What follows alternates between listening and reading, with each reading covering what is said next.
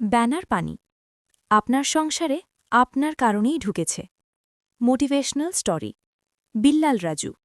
প্রকাশকাল 01-2-26। পাঠে আমি জারিয়াত। বন্ধুরা, ধরুন আপনি একটা গ্রামে বা জেলায় বাস করেন। অনেক দিন বৃষ্টি হয় না, যেমন গরম তেমনি মাটি ফেটে চৌচির।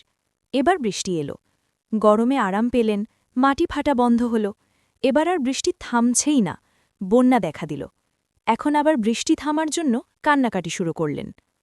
এই গল্পের নৈতিকতা: স্ত্রী, কন্যা, ছেলে, ভাই, বোনের জন্য গলা ফাটা ভাষণ দিচ্ছেন আমার কলিজার টুকরা ফেসবুকে, ইউটিউবে। আপনি কি ভেবেছেন সে তার ভাগেরটা ছেড়ে দিবে?